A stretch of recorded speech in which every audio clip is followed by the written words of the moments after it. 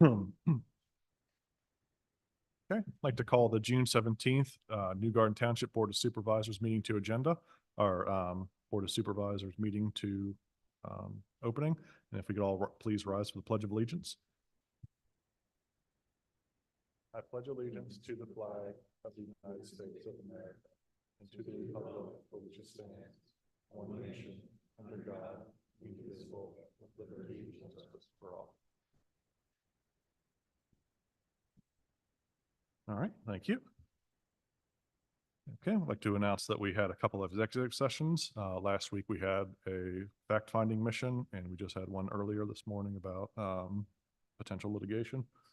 And then should we do the amending of the agenda? Add the thing now? Yes. Okay, we have a item that came up recently about a opportunity for grant funding with PennDOT, so we need to amend the agenda to include that. Could I have a motion to amend the agenda? I'll make a motion. I'll second. Have a second? All right, any discussion? No? All in favor, say aye. Aye. Any opposed? Nope. Okay, we'll add that to the end of the agenda at F. All right, and then we have any public comments of a general nature? All right, any public comments on agenda items specifically? To clarify, you're asking what the grant was for? Correct. It's going to be provided in a briefing later tonight, but the township is in the middle of seeking grant funding to support the adopted master plan for the Lochnairn Golf Course, now Smedley Preserve. And this is about a PennDOT essentially a pedestrian safety grant to help support the Church Road crossing. So that's what it's for. Okay. All right.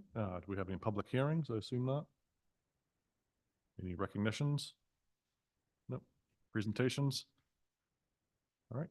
Can we have a approval of the meeting minutes from the May 20th meeting? I'll make a motion to approve the minutes. Okay, have a second. Second. Okay, any discussion? Nope. All in favor, say aye. Aye. All opposed?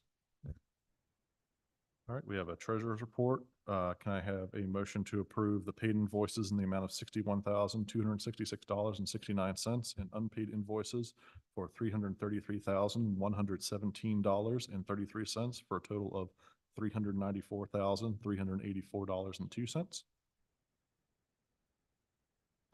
I'll make a motion to approve the invoices and unpaid invoices in the amounts you cited. Okay. Second? Second the motion. Okay. Steve, do you have any objections? There are two invoices. Let me turn mic on. Two invoices for my employer. I will recuse from paying those bills. Okay. Other than that, any discussion? All in favor, say aye. Aye. Aye.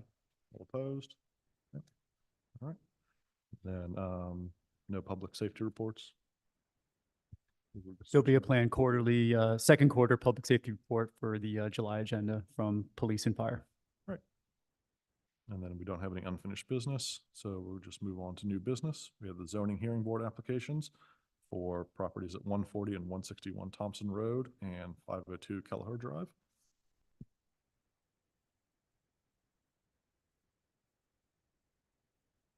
You want to start? Yeah. The 160, I'm sorry, the Thompson Road is for the development there. It's not going to work anyway. Nothing is going to.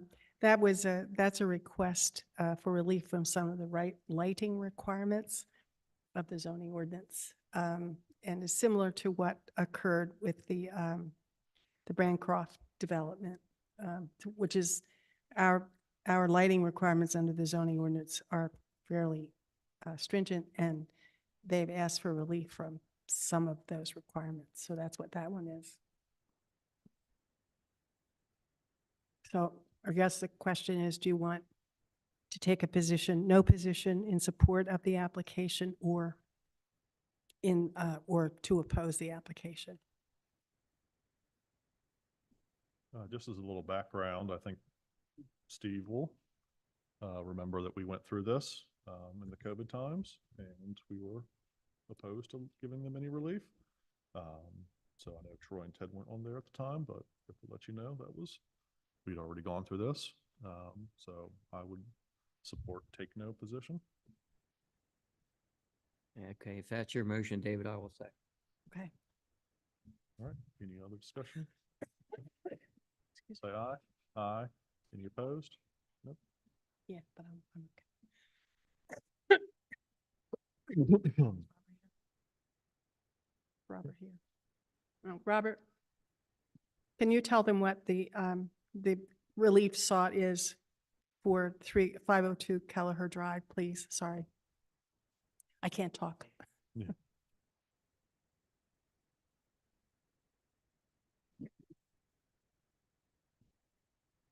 All right, so 502 Kelleher is relief for a resale. The property owner put a contract in and then realized that there was work done for a use of a in-law suite that was not permitted, didn't come in for permits. So they called, once they recognized what the issue was, and asked, what did they have to do to bring it into compliance? So that's what this zoning hearing application is for. It's for a use of the in-law suite in a residence in an R1.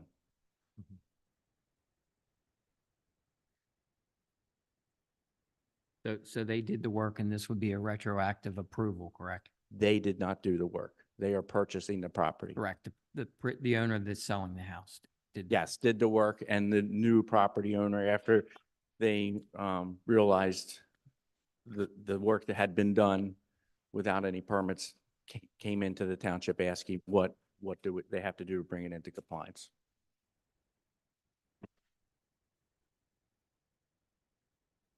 Yeah, we actually had a very similar situation. We did. Is this off Watson Mill?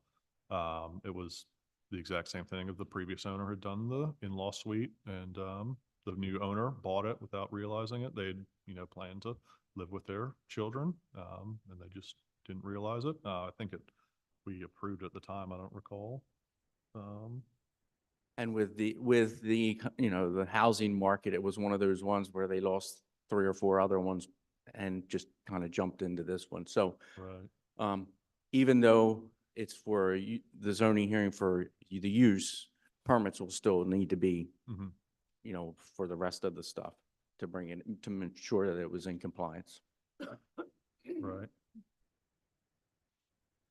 I mean, personally, I'm in favor of anything that increases our housing supply in the township. But I would understand if you guys wanted to take no action or take no position and leave it at the zoning hearing board.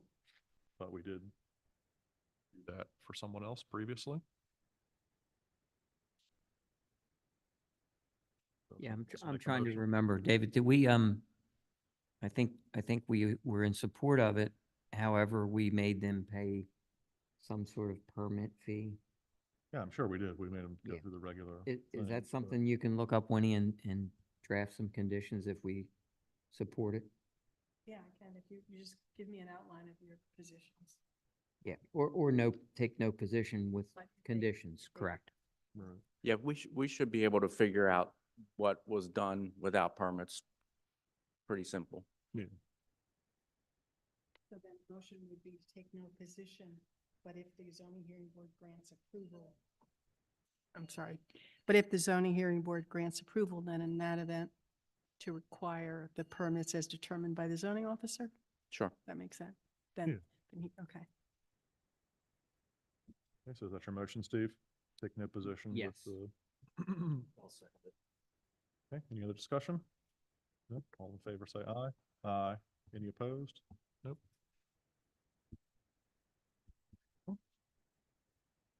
Well, thank you, Robert. Thank you.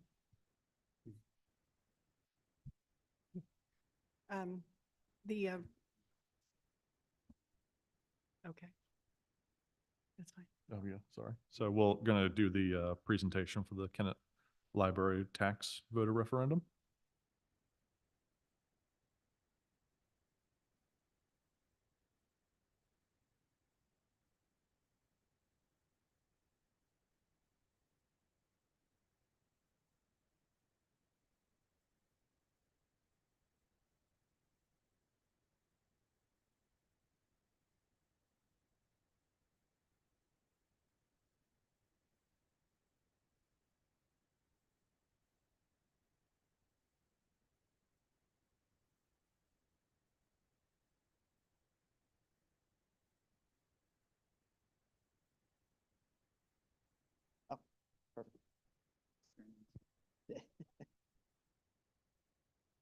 Well, thank you all for having myself and Brad Piper, our board president, here tonight.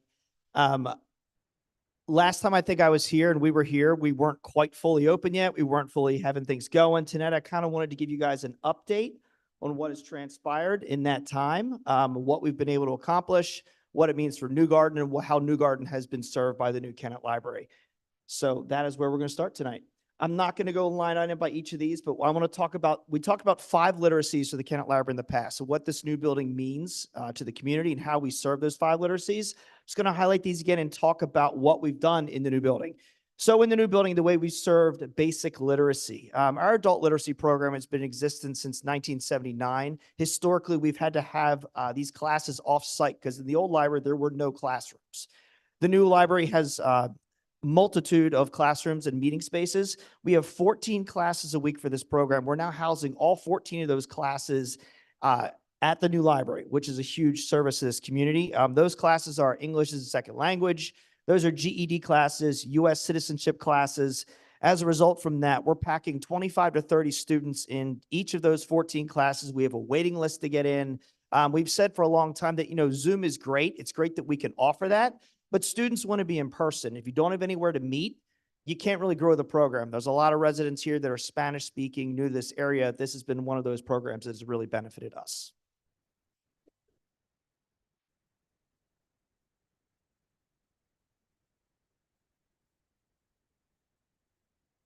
There we go. Yeah.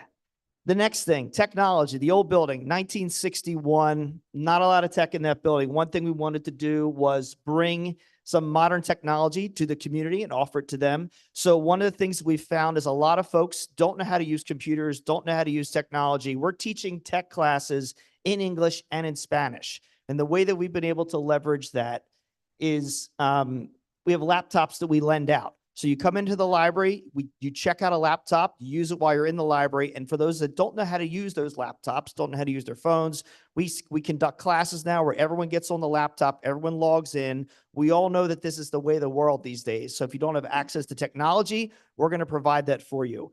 Coming up soon, one of our big things is we're working with a number of grants through the state of Pennsylvania federal government. We're going to be giving out laptops to permanently take home, not permanently, but you'll take them home for up to a month at a stretch. We'll include a printer in those, possibly Wi-Fi access through Comcast. And how it will be is for those families that don't have computers at home, don't have ability to print things out, take the computer home, do it's a month worth of work for your business, or if you're a student, you can take this package home with you. Again, this is how we're serving those residents that don't have those kinds of things.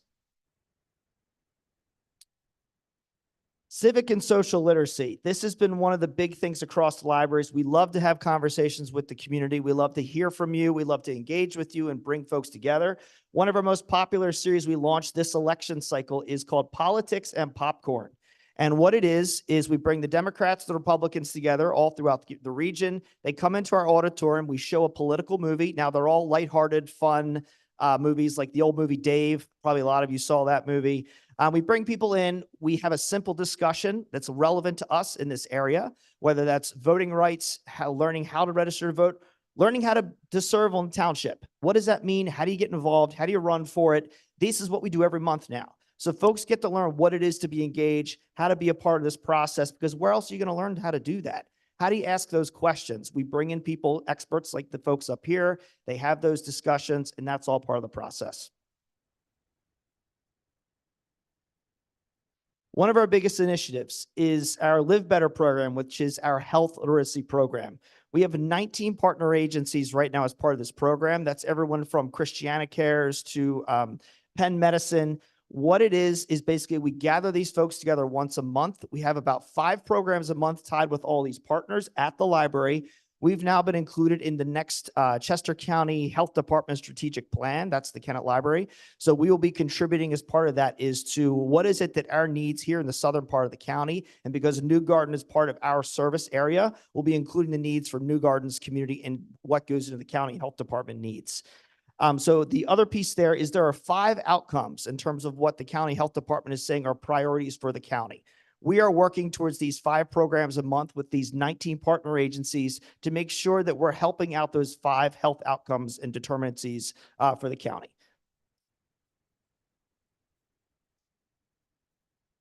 Minimum wage to living wage. I know at least twice when I've come here, I've talked about this. With the new building, with all these classrooms, with the ability to offer all these services, we're going beyond just GED, citizenship, English as a second language. Recently had the opportunity to meet the CEO of the Welcoming Center out of Philadelphia. And for those of you that don't know, they're serving in a similar capacity in the city of Philadelphia in terms of what we'd like to achieve here in Chester County, particularly southern Chester County. What it is, you might be a new immigrant to this country and you have no idea how to move forth in your life. So what they do is they take a look at you as an individual. They help you find employment.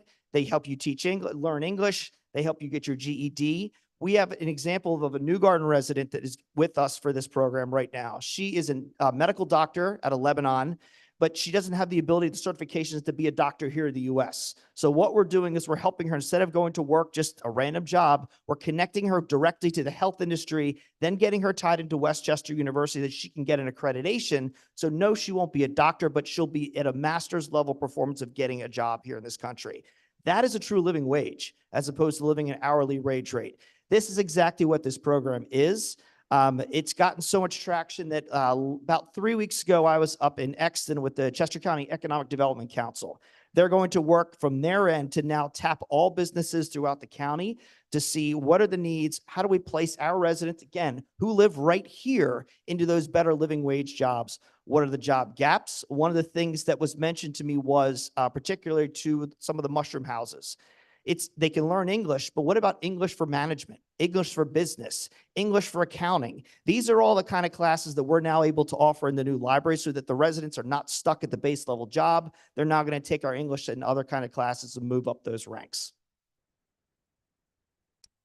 So moving beyond just those basics, I wanted to highlight some pictures from the library and also kind of some of the programs that have gone into some of that. This is our auditorium. Some successes to date. We show weekly movies. We had the Jazz Festival here the last week of April. That was all throughout the region. There was about 4 sites for that. There were several hundred people that came through for that. Just this 3 nights ago, Drexel University brought their entire, one of their departments out here. They did something on a federal grant that they received related to art. So they did a thing of where they're doing augmented reality with artwork all throughout the East Coast. They're bringing that same technology here to the Kennett Library. They're taking artwork from inside the library. They're doing 3D imaging of the stuff, which then will go on our website. They're offering this technology to places like you guys as well. So if New Garden says, you know what, we want to take that clock, we want to digitize it, put it on the website so anyone from around the world can spin it, see what it looks like in true augmented reality. This is, again, a partnership through the Kennett Library that we want to offer to all the 8 municipalities here. Because we have a historic area. We want to digitize some of these historic things in nature and then be able to share them out to anyone around the world who wants to learn a little more about what it is to be here. We had play The Wizard of Oz, and in February, the Kennett Symphony is giving their first performance in the new Kennett Library, so that should be exciting. The Children's Department, it's a lot of excitement, but I'm going to start and say that one of our greatest achievements in the last 12 months has been at New Garden Park. So we established, we just had our 1-year anniversary a week or 2 ago at New Garden Park. We have a story walk there. It changes every single month. The kids come through, they read the story, they take a little walk in the park, go to the next story walk, and they keep going as they move all the way through the park. Most recently, though, we've added a sensory garden, and Meadowitos is where at that park as well. So the sensory garden is really great. Kids that are having sensory issues, if you go to the little garden towards the beginning of the park there, there's special kinds of plants they can touch that has different kind of feel, different things they can smell. This is all to engage those children, you know, on the spectrum of whoever might be learning to see what that is to be in that kind of park. So New Garden has been a great success for us. At the 1-year anniversary, we had 85 attendees show up that say they had library cards. Those are New Garden residents that said they have library cards here. The last piece about this for the children, we are piloting a program this summer with the Kennett Consolidated School District and particularly New Garden Elementary. The summer learning has changed this year. In the past, you know, it's been traditional summer schools, what kids do between rising 1st through 5th graders. We're now housing that for the school district this summer. So every week for 5 weeks from the beginning of July through the middle of August, the Kennett Library is a site for the school district summer learning. There's going to be big programs brought in at night. There's going to be events during the day. At the end of the summer, we'll have a big celebration, inviting all the elementary kids to come celebrate up on the terrace. And Most notably, also every Wednesday throughout that period, there'll be free food offered in the parking lot. So a grant through a federal group called Believe and Achieve. There's these fresh food, fruits and vegetable boxes will be handed out starting at 8:30 in the morning. If you show up that morning, you don't need to show ID or anything. We're just trying to target these families that normally get those healthy foods sent home through the school. They will instead come to the library in our parking lot. We'll have a nice big tent set up for folks. Pick up your free food box, go home, get those kids those fresh fruits and vegetables. That's kind of what we're offering for the students this summer. I'm going to talk a little more about stats coming up later, but I did want to say that the library has a lot of new space. And as part of that, our total volumes, number of books in the collection is up by 7%. That's nowhere near where we can get to still. If you go up to the second floor of the children's department, I'd say 25% of our shelves are still empty. We're still adding books. I know we talk a lot about tech, all the new things, but we are adding books. And I'm going to talk a little more about the stats for that in a little minute here. I talk about the adult literacy program. We have 89 active pairs, but in addition to be able to do those one-on-one tutoring classes, one of our other big successes this spring throughout tax season was VITA. And VITA is a federal tax preparation service that is entirely free for anyone making under $85,000 a year. Huge service. Any one of you can qualify for it if you make less than $85,000 a year. The Kennett Library was the host site for this 3 nights a week. We were the only site in the southern part of Chester County. And we served 30 New Garden residents as part for this. Again, it's not just our first year, but we served 30 folks as part of this program for this year. We had recent immigrants from Ukraine. We had recent immigrants from Russia, Afghanistan. These are people that have no other way to get their taxes done. But again, they come to the library, they get it processed for free. These are all tax professionals that do it, that are volunteers through the state. They get to do that here. We even had I won't say the name, but we had an NBA player take advantage of this. He's not in the NBA, he's in the G League that plays in Wilmington. But again, we're one of the only sites in the region that you can come to get this done. Terrace. This is an outdoor seating area for us. It's been a lot of fun to have this as a nice place to sit. It's hot right now. It's probably not the best time of year to sit out there, but we are going to have a phase 2 at some point. When phase 2 comes, we're talking about an awning that would be out top. So if you want to come sit in the comfy shade, that'd be a great time to do that.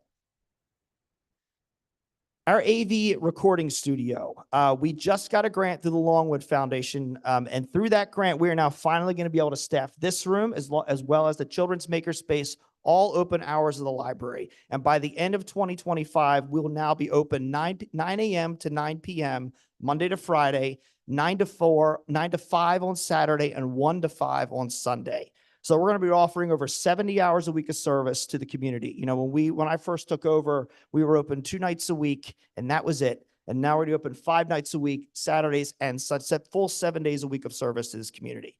So we're thrilled to get that grant, but again, that directly serves this community here. One little tidbit about the makerspace, I will say. Longwood Gardens. There's a lot of wild turkeys on their property and in the general area. They wanted to know where those turkeys were migrating to. Longwood Gardens came to the Kennett Library and said, we'd love if you could help us track our wild turkey population. So we thought, our maker team thought about it. They said, here's what we can do. We will 3D print collars that have little RFID and kind of radio frequency tags in them. We put the tags in there. They went out into the community, out into the woods, put these tags on these turkeys. There's now wild turkeys that have Kennett Library logos running all throughout the wilderness. They're now tracking through Kennett Library technology. Sounds silly, but this is what we can do in this facility. And it's great to have that here. Some of the exciting programs here, Day of the Dead. We now offer cooking classes with a local chef. Again, I show movies. Mount Cuba has been through. We have French. We have an entire French program. So it's been a really exciting first year here. So stats. Let's get down to stats. So our Wi-Fi usage is now the second highest in the county. The only people that are higher than us is the district center up in Exton. So we're the highest individual library now in the county. We were 4th prior to the new library. Now we're 1st. Our visitation rate is more than double what it was of last year. Circulation is now the highest in the county. Again, this is the highest we've ever been. So people say books are going away. People don't use the library. Our numbers are the highest they've been as far back as I can track now. So we are seeing more people, more books being checked out ever in the history of the Kennett Library. Computer usage is up over 400%. So people are coming in, they're checking out those laptops, they're sitting there and using it, and they're staying in the library. They're not coming in, grabbing a book and leaving. And to that extent, we did win an award back in the fall for Best Public Construction in Eastern Pennsylvania. Thank you for your donation to our capital campaign. It's well worth it because we won Best Construction Award. Specifically to New Garden. So we have gone in 1 year from May to May, from 1,900 cardholders in New Garden to 2,467. That's a huge jump. I mean, in just 1 year. In April alone, 342 New Garden residents attended programs. Again, that's just 1 month. The month of April, you guys are up 25%. You're up to 3,372 books checked out. And in the last month, you guys are up 300%. New Garden is up 300% in visitation of the library. So if you're wondering if New Garden residents are using the library, you guys are up 300% from this time last year. And most importantly, maybe there are 88 New Garden children currently enrolled in the Imagination Library. Those of you that don't know what that program is, that is through the Dolly Parton Foundation, and we help sponsor that with several other entities. And every child under the age of 5 is eligible for this program. You get a book mailed home to your home every single month. It's totally free to you, and you get to keep that book. The goal is to get 48 books in your home by the time, or 60 books, sorry, but in your home by the time you're 5 years old. Build your home library, build your literacy rates. This is how the Kennett Library is contributing to every resident in our service area. This is just a little flyer for the Imagination Library, just as a promo. Please go online and sign up for it. Again, totally free for you all. If you have grandchildren, just make sure they're a Chester County resident. We take care of the entire county, so it's not just limited to here. Some of the classes, again, just some of the things, classic movies for children. We do art exhibitions every single month. Every month we have an art gallery wall. We put up a new thing. It's the first Thursday of the month. We do an unveiling with wine and cheese. We have cooking classes every month, crochet, yoga, story time. Again, a broad collection of things that we never could have envisioned in the old library. That's the library. It's what we've achieved in our first year. I'm now going to turn it over to Brad Piper, our board president.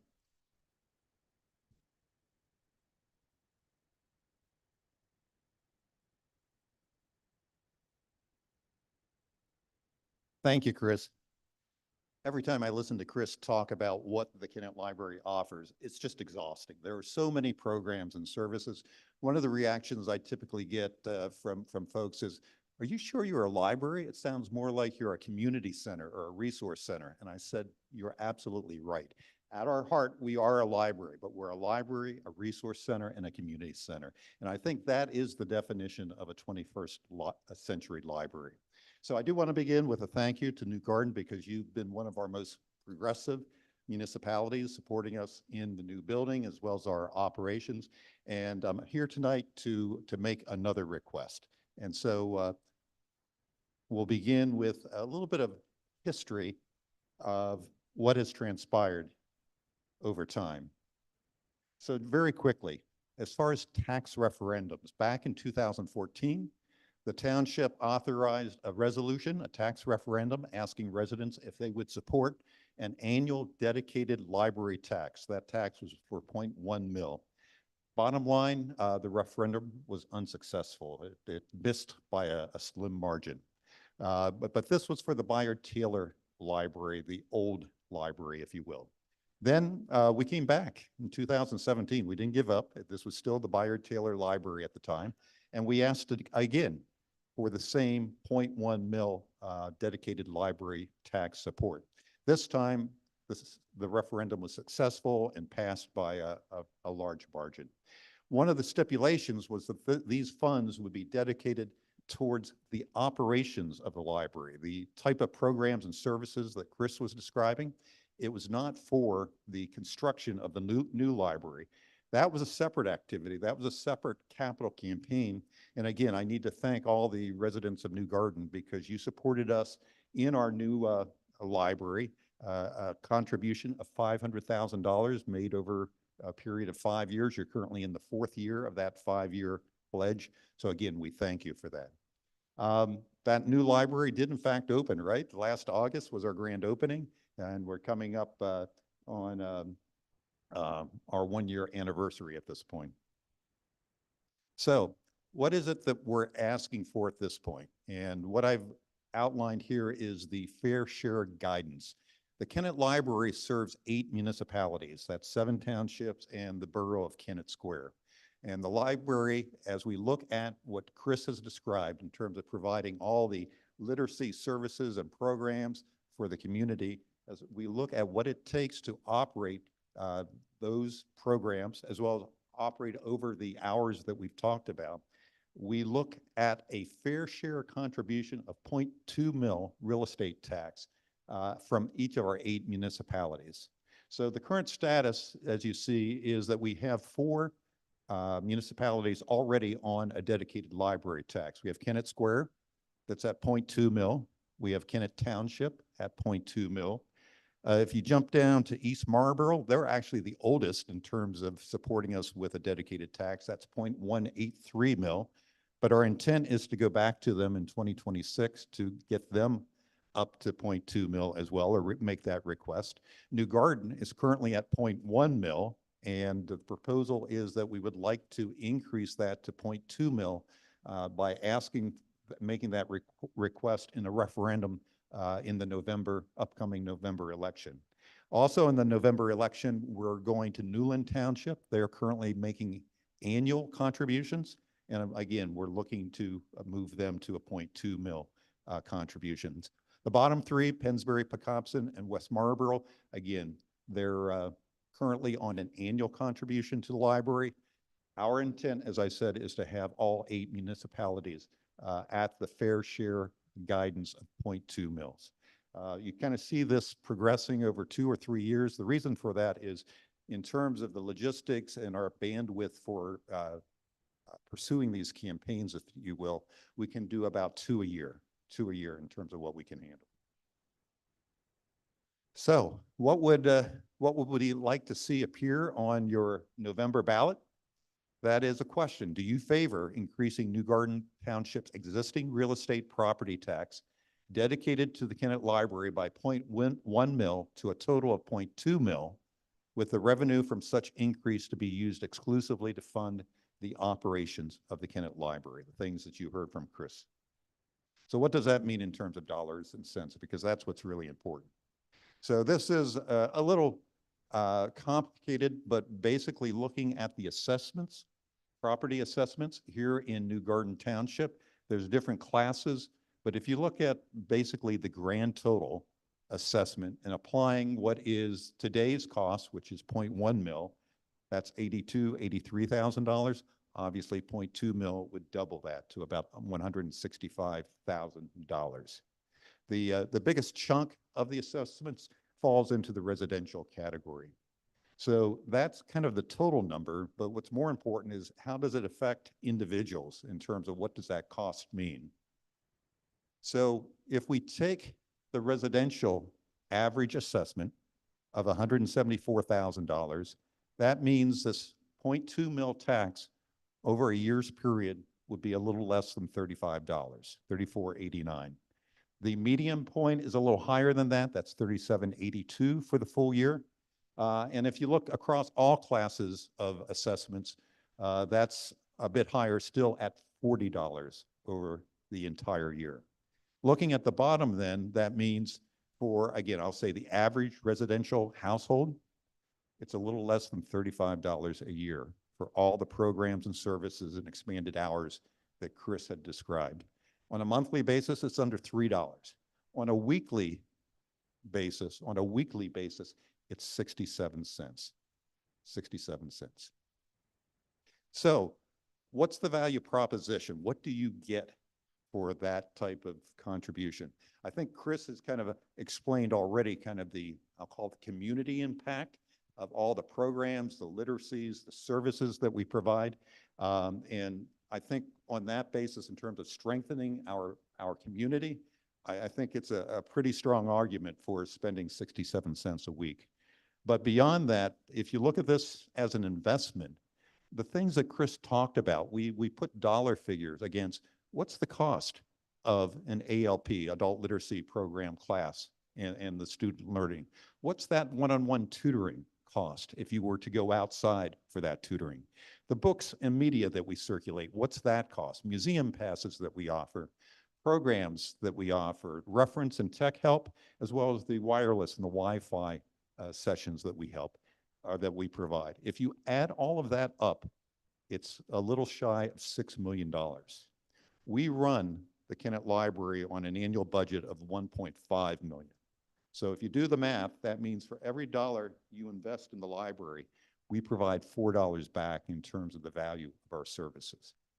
So again, I think that's a pretty strong argument. And then the final one I'll give you is that even if you never set foot in the library, you can still take advantage of the library with our various subscriptions. I can tell you in my household, I know that we save a couple $100s every year. I dropped my Philadelphia Digital Inquirer newspaper subscription because I can get it free through the library. $50 a year I've saved. Magazines, we have about 6 to 7 magazines in our household.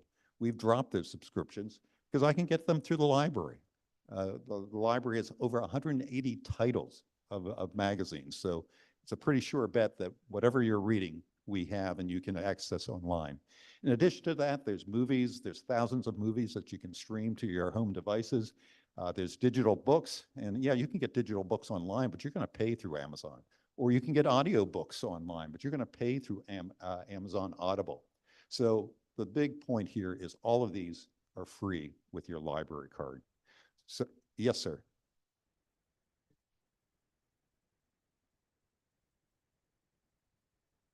Sir, I would ask that you could just come up and speak into the microphone if you have a comment in the middle of a presentation.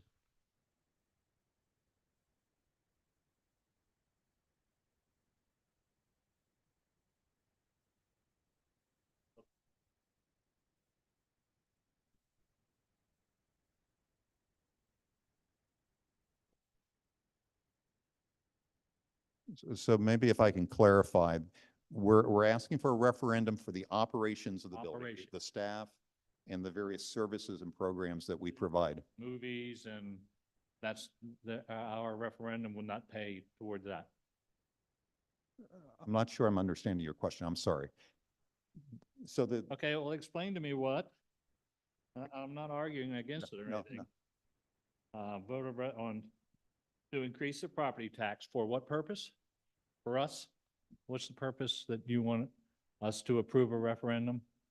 so the increase Yeah. property tax that we're requesting that you would fund would be used to support the operations in the So- library. Okay, tell me what operations means.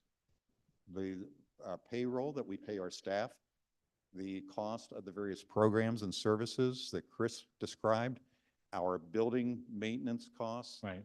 everything it costs to run our operations. The books and all that. Yeah, So books are operations? Yes. 12% of our total budget, we're required by the Chester County Library System to invest at least 12% of our annual budget in books and media. I'm just confused how that is an operation, is a book. It's okay to buy books, but that's not necessary, in my mind, it's not an operational expense. But you're telling me it is. To be a certified public library in the state of Pennsylvania, to qualify to receive state funds and federal funds, which we receive both. The state of Pennsylvania contributes 119,000 to us, and the feds contribute about 135,000. For us to qualify for those funds, we need to spend 12% of our annual operating budget on books, ebooks, movies, any of that kind of stuff. So. Any other questions? Yes, sir. Just real quick, can we get through the end of the presentation first and just kind of make sure, then we can have it open for public comment time after the Board of Supervisors? Yeah, Thank you. and I think we're really at that point. The final thing I was going to say is New Garden has already supported us in the new building. We feel that, the new building is a 100-year commitment that we've made to the community in bricks and mortar in terms of providing the services for books and media and programs and services. So again, this is why at this point, as we look at how do we reach the full potential of that building, that we're asking you to support us with this added funding. So that's everything I had. Okay. Any of the supervisors have questions? Yeah, I have a comment. First, I want to thank Chris, Brad, thank you. And we are really honored to have you in our park. and I'm glad that that's successful. In looking at the numbers, it looks like our population has pretty much stayed the same. We've had a little bit of growth, but the card holders from New Garden, the numbers have gone up. So that tells me there's an attraction, there's a need. And again, thank you. One credit to you all for putting Dan Gannon and Barb Bolton on the board. Dan Gannon has made it a personal drive of his to get every single elementary school bused to the new library, every grade between kindergarten and fifth grade, and they could all sign up for library cards. I mean, I can't tell you how many hundreds of cards we've processed of the kids because Dan's single-handedly making that happen, and that's your representative. I would ask if you You have wanted- questions for public comment time, please approach and align here, and we can ask them into the, for the recording here for the public meeting. I think he was asking you to go to the mic. Yes.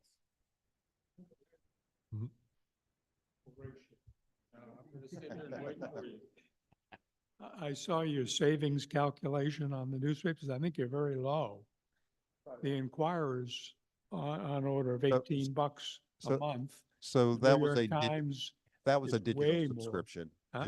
That was a digital subscription to the Inquirer. A home, hard copy edition, I think it's about 150 per year. and I'm talking about the digital. The digital is way up over that. It's $18 a month. Okay, And the New York Times is way beyond that. I'll update our figures. Yeah. Thank you, thank you. Your presentation indicates you do a lot of good things for the community. You mentioned a phase two. What is phase two? And are you going to come back and ask for another increase to cover that? Or where are you going to get the money to cover phase two? So I'll start the answer for that. So our new building costs $22.3 million. The municipalities, all 8 municipalities, provided 2.5 million of that. New Garden provided specifically 500,000 of that. Where did the rest come from? It came from the entire communities in terms of individual donations, fundraising drives that we had. But another big piece was grants. We have a RACP, that's a Pennsylvania State grant for new construction called RACP. We have a second one from the state called an LSA.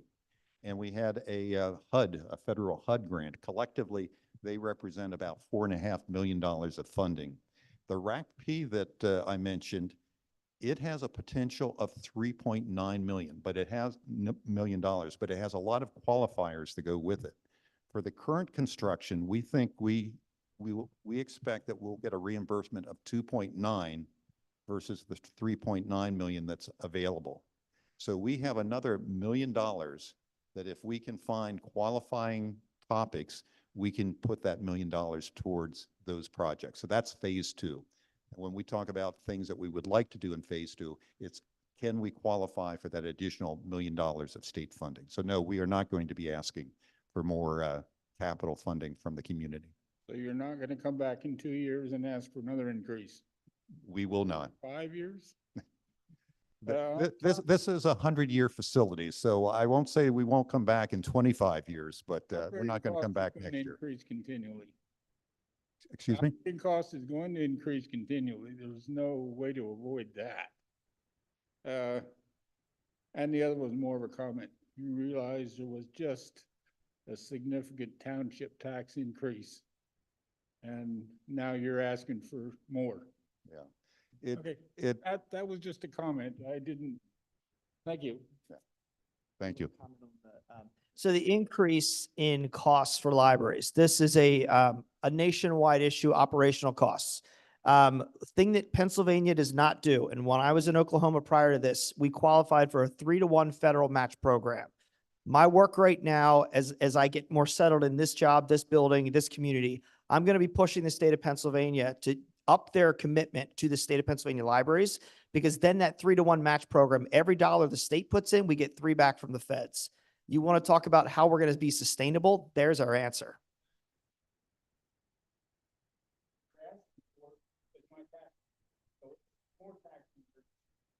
It's already out of the state budget, but yes. It is. But for a 3-to-1, it saves you money in the long run. Thank you very much. No, Mr. Sorry. Yeah, You're gonna put the millage against the property owners, right? Yes, sir. Why does all these things go against the property owners? You got townhouses and you got all these apartments going in county. Why don't they pay something instead of going to the backs of the property owners in this town, in our township and every other one? So I have a property that's a townhouse in East Marlboro, and I pay the East Marlboro dedicated library tax. So that is part of the tax. For apartments, it's the owner of the apartments who pay the real estate taxes, and that is where the burden falls. Do you charge for a card to get in the library? No, Do you think you should? that's not our mission. We are to So all provide these- free all these service. Programs are free. Yes, yes. Okay, thanks. okay. Any other questions, comments from the public? No? All right, thank you for the presentation. Okay, then Winnie has Right. legal stuff. On the agenda is no, that's good.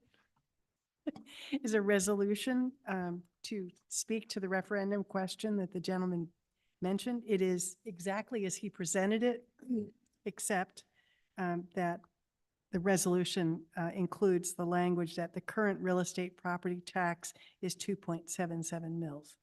So the voters of New Garden Township will have in front of them what the current tax is, and the request is to increase it from 0.1 mils to 0.2 mils. So this is a resolution for the board to adopt to place that question on a referendum for the November election. Yes. No. 2.87.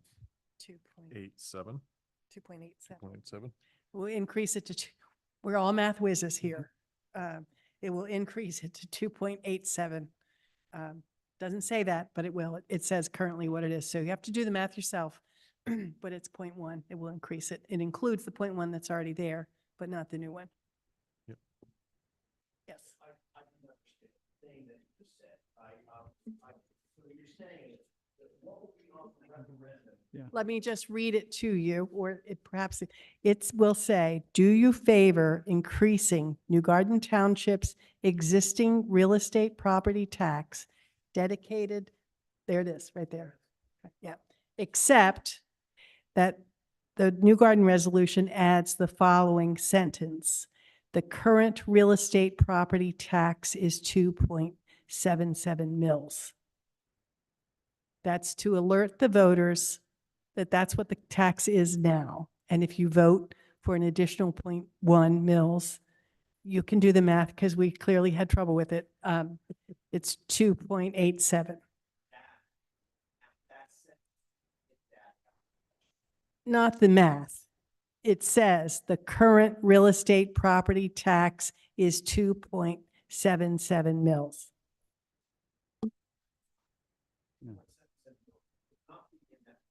Yes, I just said, I'm sorry, I don't know how to make it clearer. This resolution includes that sentence.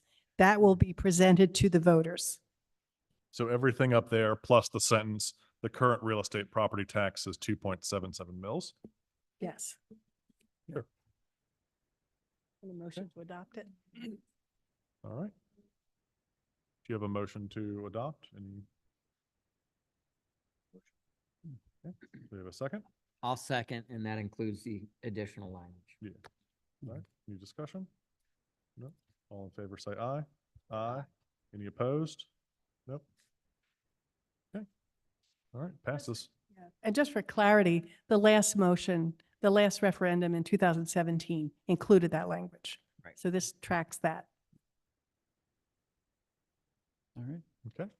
Yes, Claire, if you want to come up, please.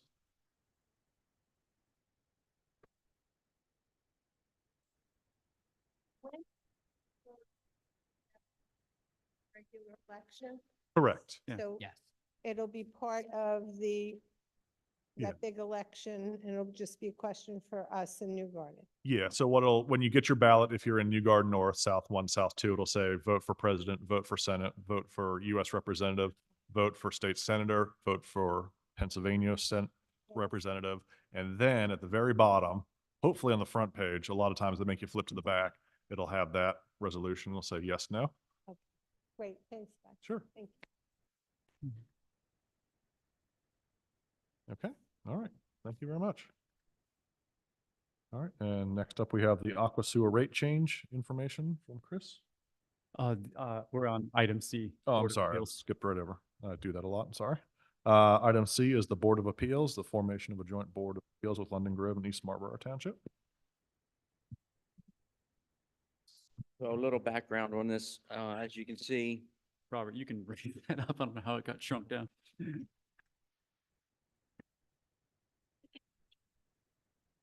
as you can see, it's a requirement of both the International Building Code and the International Fire Code. Board of Appeals is a requirement for the building code, qualified by experience and training to matters pertaining to building construction. Cannot be an employee of the township. So myself could not sit on the Board of Appeals because I work for New Garden. I can be on the Board of Appeals for London Grove where I live. So that's kind of how it works. It will be a year on Thursday for me here, and we have not had any of these vacancies filled. The folks that were on it or listed at the time were either retired or had, other commitments. So this is kind of, just in speaking with the other municipalities, doing a joint venture, which is not uncommon. It gives you a pool of more applicants.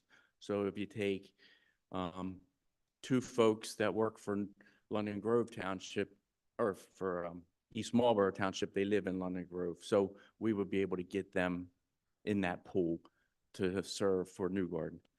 The other part of it is where with this, we can do it during business hours. This doesn't have to be a 7 o'clock at night task where we can just kind of share those resources, no different than the co-op for Public Works. So that's where we are. It currently, I've talked with East Marlborough and London Grove. They're interested in it. They're supposed to be, doing the same thing with their boards, whether they're, interested or not. The other part of it is potentially bringing in others. Whether we do that or not is a whole, is a different thing. But it's just basic of what is the board's interest in it. I don't think there would have to be too much legal, but I certainly can run that by Winnie. Well, if you form a joint board, that has to be an intergovernmental agreement. If you just appoint the same people, because they don't have to be residents, it doesn't have to be an agreement. So it's Right, I would keep it as loose as possible to keep that part of it out. Yeah. Okay, yeah, I'm supportive of it. Yeah, Opinions? I would also be supportive of it. And this is just basically for fire, International Fire Code and the building codes. Correct. How would you split the costs between the different municipalities? Actually, there shouldn't really be any costs other than the individual's time, which would be, included in your normal workday. It's similar to Public Works being in a co-op, where if you need a flagger for the day, somebody goes there for 8 hours. It's the same kind of. And I would say that I would assume that the fee structure would be that the township for whom the application is made would cover the costs of notice and all of that. Right. And the board members don't get very much money anyway, so. Yeah, they wouldn't get any compensation. Mhm. But we've had, and there's not very many of them. I mean, there are very few and far between, but we've had the potential probably for 3 or 4. And we haven't had anybody in we could, go to. Okay, well, I'm supportive of it. Need a formal motion or just a sense of, we think it's a good idea. However you want to do it. I don't know that you need a motion. I think he was just getting, and then he and Chris can begin to work on the process, I think, if that's what you're I think okay. it would be a final crafting of an intermunicipal agreement and then, subject to township manager authorization to go into that. And we'd be working with East Marlboro Township, their manager, and he's been discussed as well as London Grove initially with the ability to onboard, kind of have like a joint area pool of eligible. And that's the biggest thing here. It's the municipal planning code's assertion for highly stringent requirements, which makes it very hard to fill these with people who already aren't like your zoning and BCO type officials within the townships because they have all of the criteria met. Right. They just can't do it within their own municipality, which makes it a little sticky. Yeah. Okay, yeah, I think this is a great workaround. Thank you. Thank you. Robert. Yep. Okay, now we can move on to the aqua sewer rate change.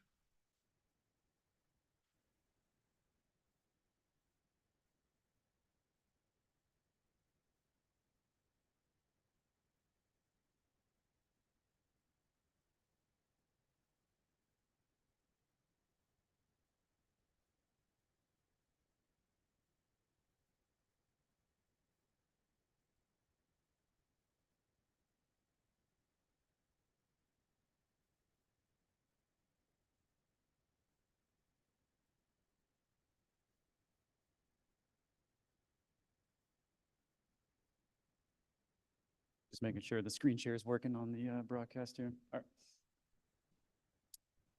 Well, good evening, members of the board, resident staff, Chris Himes, Township Manager. I'm here tonight to address what was provided as a general inquiry from a resident in terms of just understanding what the proposed rate change to the PUC that Aqua notified. I think it was in the end of May through the bills. And of course, that came into, well, what does this mean? And so this is our attempt, and this is our understanding of applying that rate proposal change, which for most people who aren't understanding, the rate proposal change is basically to increase that base rate component, which is part of your bill. And of course, other components with it are the more of the consumption usage rate changes as well. But that's what drives the actual notification process. That's what drives the actual process reviewed by the PUC. And of course, right now, it drives our own analysis of what this means. So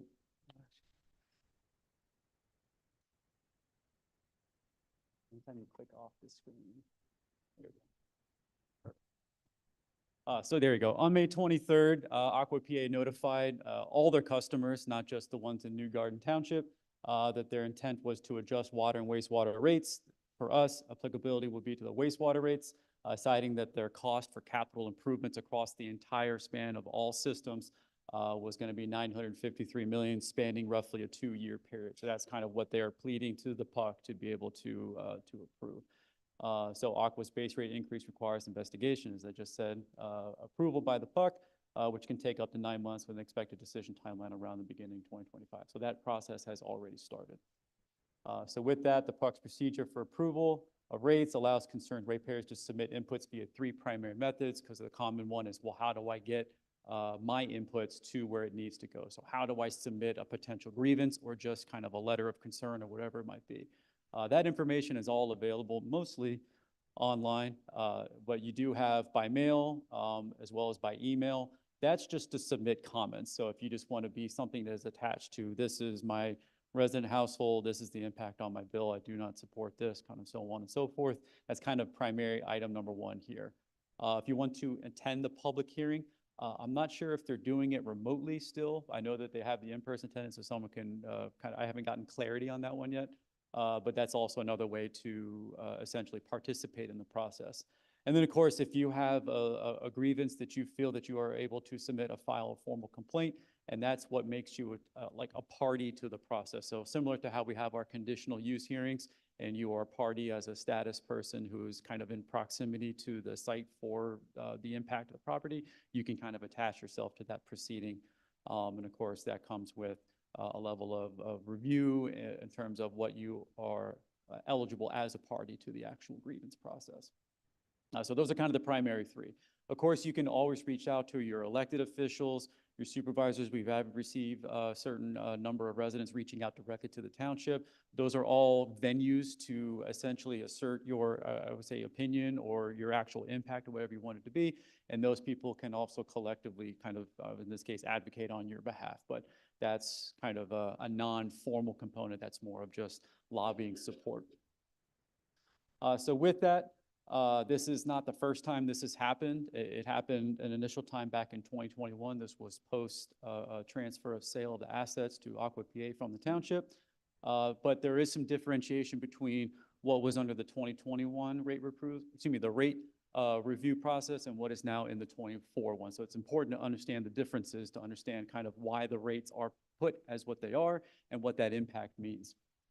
So the one kind of key component for the rate zone 11 was we were the only, so zones are, to my understanding, kind of all over the map. It's more collectively based off of aligned consumption bases, and they kind of put you in groups based off of your collective consumptions, and that's what puts you in a zone. So this isn't to say if we're in zone 11, there's 4 other zones, 11 members, and they're all within a radius of us. These could be people from other parts of Pennsylvania. They're just on Aqua PA system. So they look at you as a municipal division that has similar usage habits as other municipal divisions, if that makes sense. But initially, as rate zone 11 back in 2021, we weren't with anybody. We were by ourselves. So that's one where we were under review as a single entity, which, of course, that kind of yielded what this was. This wasn't the proposal. This is what the adopted rate process came to be after it was approved by the PUC. So of course, for everybody in this room, primarily as a residential ratepayer, this was what your rate proposal adopted and implementation meant to in terms of impact on your bill. Your base rate is 136.38, and you have your excess 1, excess 2 levels in terms of total volumetric amount of flow going through your household on a quarterly basis. Of course, it's also charted out into different commercial structures as well as industrial. Now, what's changing for the 2024 rate change proposal is we're no longer in zone 11.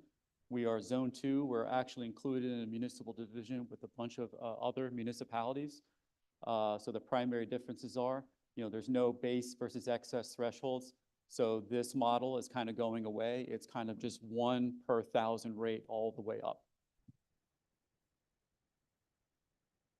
The reduction of usage rate. So as you can see, those excesses, that excess threshold goes away. And instead of having, let's say if you use 10,000 gallons at 23 per 1,000, you'd be 10,000 gallons at $12 per gallon of 1,000 gallons. So your total consumption rate is actually going to go down almost by half. So that's good news if you're a person who's using a significant amount of volume for it.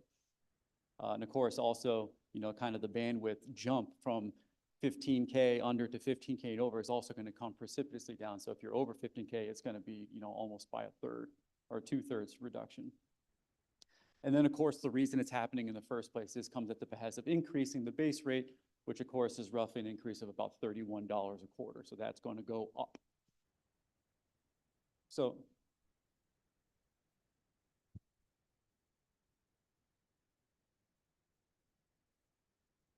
you're asking about what? Correct. So if you use 1,000 gallons, you get charged $23. If you use 2,000 gallons, you get 23 times 2, so you get $46. So that is just the base per 1,000 rate. Now, instead of that, it'll go the first 1,000, you'll get billed $12. The second 1,000, another 12, so you'll be billed $24. So instead of being billed $46 on top of that base rate, you're getting billed $24 on top of that base rate. What's that? They are lowering the base rate. And we'll get to how this, before we get into some of the semantics of it, I just want to get through the presentation and we'll open to public comment time. Yeah. So essentially, this is how it plays out in terms of uses your residential rate of 167 plus this is what the actual proposal is going to be. So per 1,000 gallons, $12. Quarterly, yes. And then of course there's a non-residential rate. So instead of having commercial 1, commercial 2, industrial, they're just lumping it into one gross non-residential rate as well. In actuality, this is pretty standard across all zones. It's just, we were essentially treated in 2021 as this kind of, I can't actually fully state why that actually came to be, other than the fact that we were an unknown asset at the time. And that's just me making an assumption of it. And so they charted us out as kind of like a collective starting point. And then they're changing it now based off of their known consumption over the course of the last few years. So to better understand the rate change proposal, this was to kind of annualize our last usage data that we had. So of course we had to use 4-year-old data. We couldn't get Aqua usage data. They don't provide private usage data to the public entities to be able to analyze it. But essentially what I wanted to understand is, as of 2020, of course, I don't know how much people's consumption habits have changed over the course of the last 4 years. Of course, if your bills went up, you probably used less. But for those that didn't, they kind of kept those habit patterns just based off of their volume demand. This was the way to kind of best apply and understand how it impacts our residents, which was the reason we did this assessment and this analysis in the first place. So as of 2021, we had 1,800 total accounts. 95% of those accounts were residential. So we're solving a residential issue in terms of understanding it. And that's why we looked at this analysis. We only looked at residential because it's the vast majority of the total overall accounts. Of the 95%, 93% used between 22K and 4K, of course. That's a kind of a lopping off of the endpoints, if you will. So you have that kind of bell curve. You know, a lot of people fall within the more kind of closer center lines. So there's not like a lot of people using like 40,000 or 0 or 1 or 2 kind of thing. So it kind of tapers off at the ends there. And then of course of that 93%, there's a much narrower bandwidth that's 70%. So a lot of people kind of fit into that, we'll call it 11 to 12,000 gallons plus or minus 3,000 per quarter, if that makes sense. So that's kind of where we really wanted to look at is that's the kind of substantive impact area that we're looking at. So these are the kind of the bands of users, if you will, in the township. So you can see kind of at the meaty middle, and of course, as it tapers off to the higher increase rates and the lower increase rates. So by applying that data to the new proposed rate, like I said, subject to habit changes over the course of the last few years, the bulk majority of people will see a net reduction in their quarterly sewer bills based off of their habitual consumption. So this was validated on the township side and validated by the Aqua side as well. So those are kind of the two ends, and they both kind of did the studies independently, and the results were the exact same. So we're just applying gallons and math, and they're coming to the same kind of pretty standard result. So with that, and I think my box kind of pops up here, you know, the higher you are, you're going to see a significant decrease per quarter, and then all the way down to even the lower users are going to see some sort of a reduction as well. So it's kind of incentivizing, or not incentivizing, but it's giving relief to those kind of individuals who have a significant usage rate right now, but everybody is going to see some sense of a savings over their quarterly bills based off of their consumption. So of course, like I said, this was that kind of meaty band, so a lot of people will see savings per their quarterly bills. That's just, like I said, based off of the 2020 data. If you are using less, you know, it might have shifted over to the right a little bit, so there might be more people between 14 and 8, but that's an assumption. But at least this is knowledge so you understand what is happening, as well as to the residents themselves, that is the expectation based off of this rate change proposal. Now, the reason they're increasing the base rate is, like I said, it's to offset the cost of capital. If you've ever learned much about utilities as an enterprise, capital is essentially kind of carved out based off of that flat kind of base rate that you set. You know, that's a kind of a fixed revenue that you need to be able to transfer to whatever fund you have in order to do project work, not necessarily operations type work, which is funded mostly by all the other kind of things coming through. So that's what made sense to me when they said that we're going to increase the base rate, but we're actually going to lower the actual volumetric cost. So I would open this up for questions from the board as well as residents. I'm only applying the math. I didn't decide to make these rates. I can't answer as to why. This isn't me speaking on behalf of Aqua PA. It was just that we got a significant amount of emails and concerned residents, so we just wanted to best translate it into simple terms so people can understand how it impacts them. I mean, I also know that this is in concert with a PICO plan rate change as well. I do know that that is a whole different entity and a whole different kind of, we'll call it, I guess in this case, planned increase, I'm assuming from that side, but it wasn't part of the inquiry from the township side, considering obviously the history with Aqua and the wastewater system, so. Yeah, thank you, Chris. Questions from the board? Yeah, I think a lot of the residents were confused because it says rate increase at the top of the thing, and that's for the entirety of the system. It's going up. We just happen to be in a place where it's going down because they were really sticking the screws to us. Chris, can you comment on what you did to corroborate the information that you pulled together? So I pulled this information that's still resident within our own ERP system. So all of our utility building consumption data is still there. It's just sitting in stored data component in 2020. So we just analyzed that based off of these plan rates. And then essentially I just took the same, we'll call it base rate chart here. And I just gave that to Aqua PA's team and just said, is this essentially correct? And they validated that it was. And so, I mean, like I said, it's pretty standard. You're just taking base rate, a calculation based off of thousands rounded to the nearest thousand, and then applying the per thousand consumption total. So it's pretty basic in terms of you opened up your own bill and looking at it, you should see the same ones. And of course, we actually took a couple spot check bills. Thank you for volunteering and showing us those. And of course, the math added up too. So. Any other supervisor questions, comments? Yeah, if anyone has any questions, if you want to come to the microphone so people online can hear you and we're. Chris is able to answer anything you have.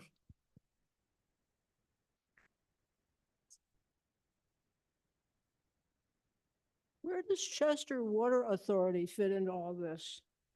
They're a separate entity, so they do the water part of it. So it goes in and then Aqua taxes you on the outflow. So this is a completely separate. They haven't petitioned for any rate case or anything like that. And they're still in the fight to prevent them from being taken over.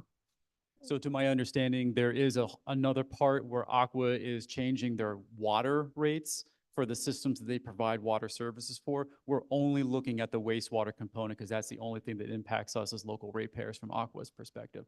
And of course, there is no Chester Water plan change in terms of rate changes. Thank you. Yep. Thank you. Me again. I've called Aqua 3 times, got transferred around a lot, and never did get an answer. I have emailed the PUC. Maybe you can help me understand. My bill is about $8 usage and $140 base before this. So where do I fall in there? What's going to change? So you use about what, 4,000 gallons a quarter? Do you know if it's I 80 use bucks? About 800 gallons a quarter. Only 800? I live by myself. Right. Yeah. Okay. No, I use 700 to 800 a Okay. quarter. Yeah. I live with one other person. We're blowing through 12,000 a quarter. So it's just, yeah. So you, Showers than I do. I don't yeah. water it on. But Yeah. So you wouldn't use, yeah. something like that, is my base rate going to go up? Yes. Yeah. So it's actually going to be an increase for me. Right. Yep. Love it. So it'll go from 136 to 163, I believe. So about $30. And then, so take more showers, I guess, because that would be, people that use more would see less. So unfortunately, since you're not using that much, you're only using 1,000, you would go from, $23 down to $12. So you would see a $30 cost increase on your base for a $12 savings. So where you would fall is if there was another column here, it would be like 2,000 and then there'd be one kind of zero. You're kind of at that 1,000. And really you don't see any real, I think the people at the 2,000 are like break even. And then below that, it's a net increase. I have Like I sent, said, but you would be the exception, not the rule in terms of I have total sent usage. contacts at the PUC about their base rate structure. Right. There's got to be a significant number of people like myself who use very little and yet have to pay exorbitant bills.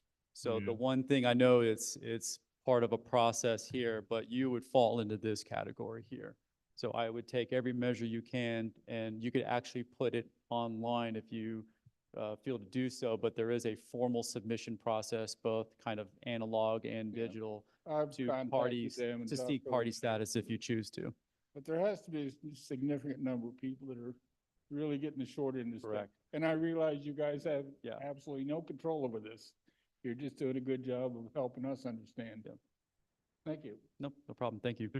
Chris, can you also comment on if residents are having trouble paying their bills, what they can do with Aqua? Can Aqua provide that? Is there a program that Aqua has to assist residents with paying their bills? There are, I mean, off the top of my head, I probably couldn't speak fluently to it right now, but it is on their, most mediums provide that information on their website.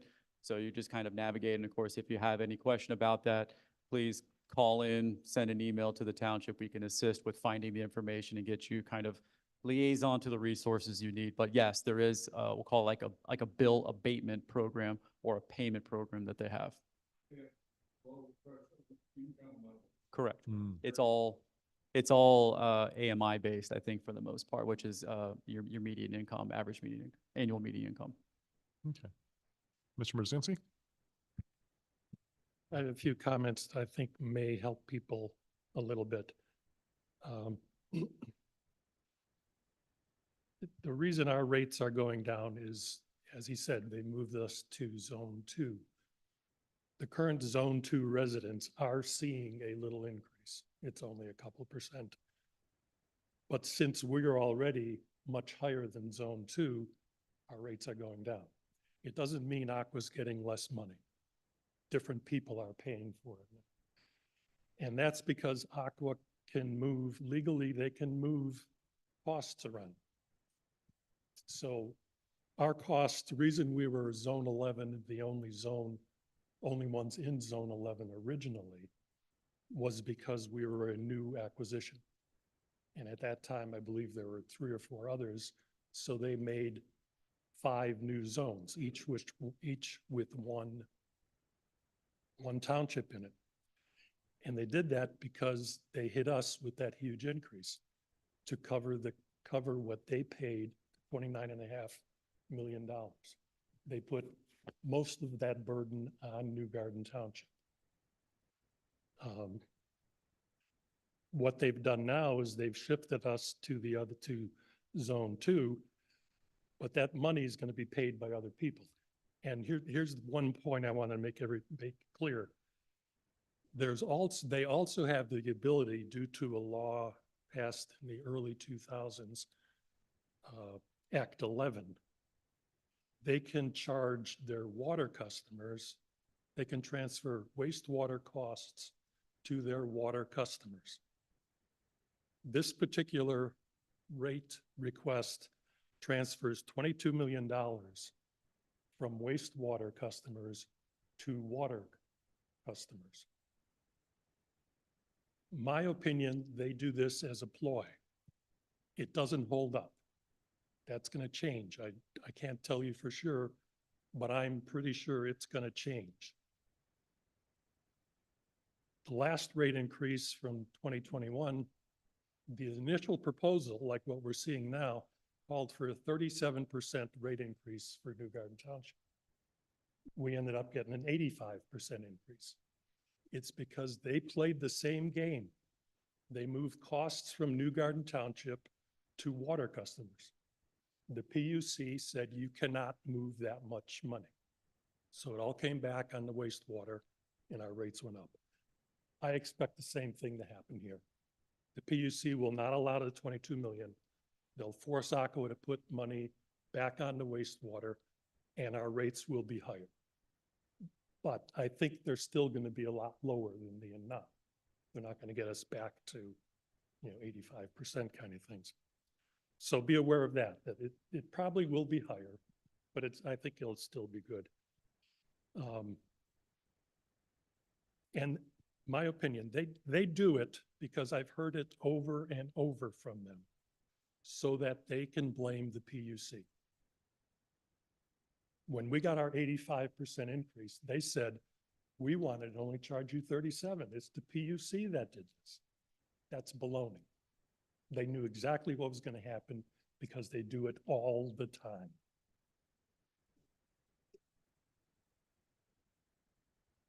The PUC is doing its job. It's making sure that the money is going to the people who are using the services. Pardon me? PUC?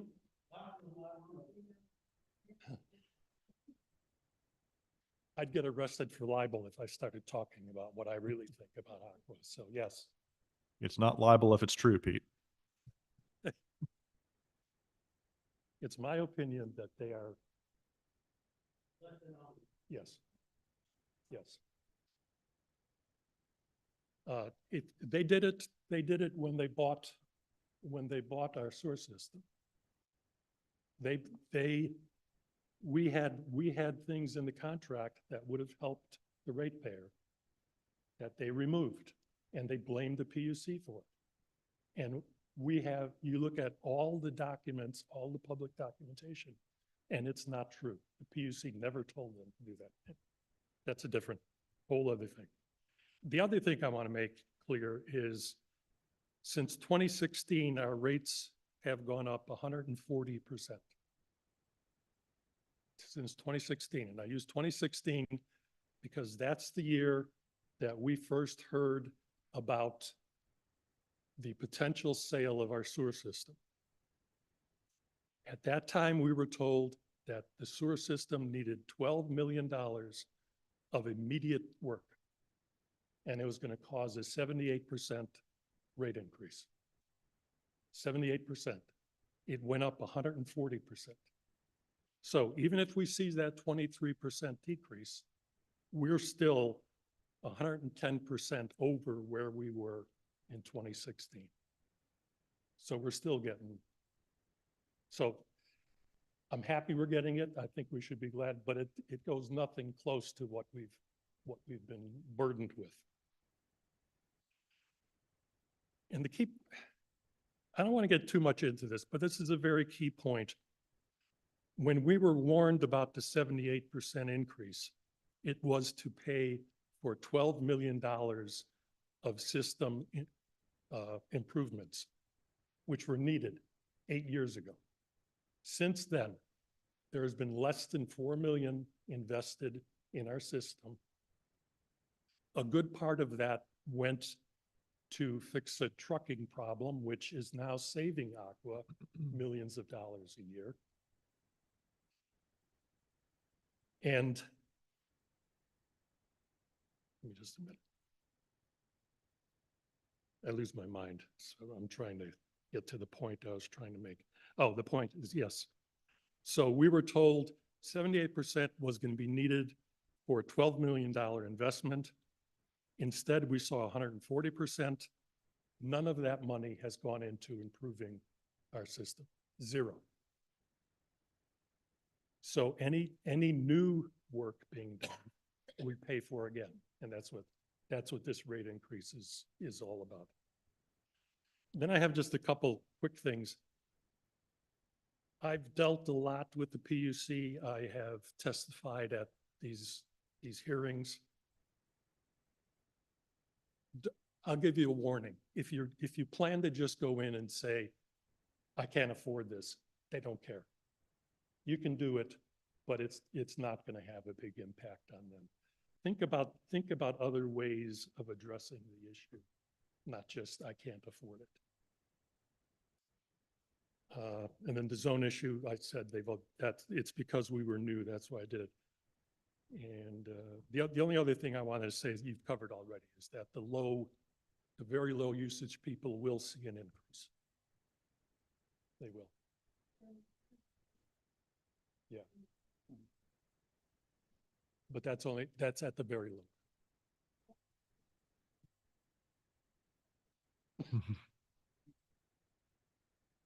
Okay, thank you. Yeah, thank you, Pete. Those are all very good points. Very well taken. Just to, yeah.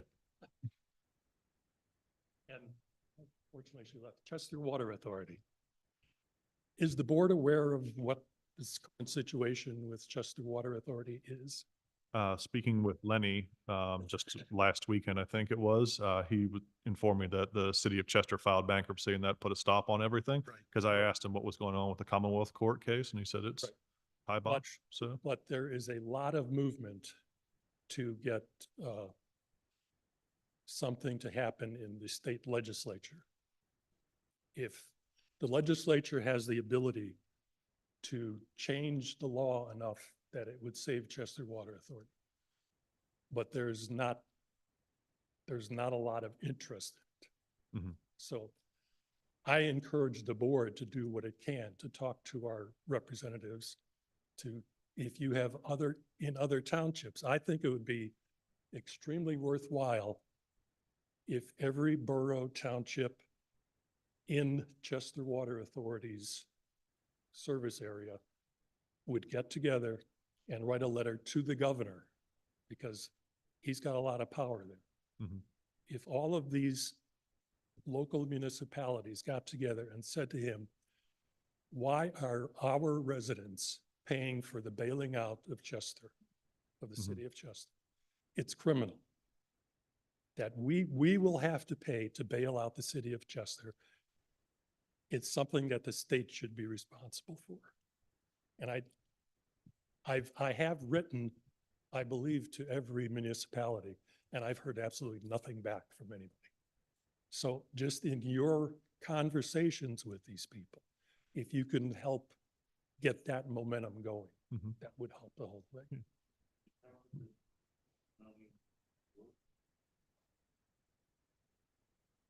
The Chester County Board does not want to sell the Chester Water Authority. They do not. Yeah, it was unanimously against. It was 9-0 against. Yeah, Chester County gets 3, Delco gets 3, and the city of Chester gets 3. Mhm. Well, our water rates will double if they. Yeah. Mhm. Right. I think the problem, and this is just an opinion, is that it's a southeastern Pennsylvania issue. And then Pennsylvania is a very large state with people who either don't care or really enjoy kind of screwing the southeastern part of the state. So But we're, the, yeah, both Aqua and American Water are expanding across the state. right. And they are now in the Pittsburgh area and Erie. You're right, that doesn't affect Chester Water Authority directly, but the whole issue of talking to our legislators to get them to act, we need to be addressing those other areas of the state. Do you have suggestions? Because I mean, I think the representatives in Chester that I can think of, definitely the ones within the service area are all on board with reforms, but obviously that's about a dozen members. Do you have any suggestions for like these new areas? Beyond, Yeah, exactly, to get people, because you need like, what, 103 votes, I think, in the House. And we're working on that. We have, quite honestly, we're trying to find ways to make this an election issue, yeah, which it is not because of what you said. Mhm. It's still local areas only. right. And those local areas in general support, not support, but oppose privatization. Mhm. Not all, but, so the goal is, the problem is trying to get someone who doesn't know anything about it. I mean, I don't know how much you want to get into this, but there are certain things people are trying to do in the Senate and legislature, but it's just not getting anywhere yet. Right. So, Okay. Then last question, do you have a template letter you guys would be comfortable kind of drafting for us to review and sign to, that you could maybe give to all the other yeah, we could municipalities? do that. We Okay. could do that. Yeah, I appreciate that. Mhm. All right, thank you, Pete. Thank you. Okay. Yeah, so just as Pete said, it's possible that these numbers won't hold up after the rate case is gone through. Like you said, that they did shift the numbers against us. But I mean, I'm hopeful that since we're in a larger zone now and we're not on our own, so they can't pick on us as badly. Because if what they're going to do to us, they'd have to do to East Bradford, to Norriton, to all the other places. So hopefully, and like Pete said, there's other ways to fight them on other issues. So I think that's it. If anyone has any, you have a question? Yeah. like these zones, is that all up to Agua? I believe so, yeah. So next time they could put us in a zone where our rates go through the roof again? Yeah. But they've got our base rate up there and that will never come down, so they'll get the base rate Yeah. now. And It's- then they it- can put us in a different zone? I have no idea what determines final kind of alignment. I know most of it is volumetric driven based off of aligned municipalities. And so if you were to kind of take somebody out and throw them over here in complete left field, and then you're trying to seek like reviews and approvals from the puck, I don't know how that would But go. that's all up to Agua. But Nobody that's else up to has- Aqua's alignment and then subject to puck review. So they look at all of the underlying, so that's just my understanding of the We have no process. control over what could happen. It's Now, a could they private change our company. zone before the next 3 years when they're due for another rate increase? I can't forecast that. I have no idea. Not within, Yeah. Sorry? not within the, Yeah. once they set it, Said it can't change it. correct, yeah, they can't just decide next year to, no, I don't want to do this. It's within the determined time. Also, do we have any recourse if they haven't completed everything that they said they were going to complete? Like, I think you can guess. No, no? no, Legally, you can't go after them? no, Send anything to the PUC? no. Like Pete said, they claim that they're, want to do $12 million of improvements. They do 4 million of that. And it's just, And if they It's- don't do those improvements, there's nothing we can do about that. no, but I think to Pete's point of attacking them on more substantial issues other than this is expensive, that would be one to attack them on. For me, it would be the executive compensation, because, and that was something that, I think a minority commissioner brought up, in the previous rate case, was that they're giving them like a guaranteed 10, well, both the investors are getting a guaranteed like 10% rate, which if you're investing, that's free money from us. And who gets a guaranteed 10%? And then again, the executive compensation, they actually got like a super bonus. The PUC said that they were doing such a great job. Here's some extra money. So every dollar that goes to an executive is a dollar that comes out of your pocket. So we have no like kind of contract that they said for this amount of money, we will do this amount of work. We don't have Correct. anything like that. No. Yeah, right. And then they can just say, we tried to do it, but concrete got really expensive. And so now we need another 20 million to do the thing. Okay. So, yeah. Okay. Anyone else? No? All right. Thank you. So we have fiscal year 2024 contributions for nonprofits. Yes, I think I can, let me just quickly pull that up, actually. I can handle that one here. This isn't actually a presentation. It's mostly just kind of a appropriation from our fiscal year 24 adopted budget. These were the contributions that were proposed and adopted in terms of funding to our local nonprofit partners that provide what we discussed during last year's workshops, which was kind of basic service necessities in the area that the township does not provide. And so this is just part of the annual payment plan to them. Okay. All right.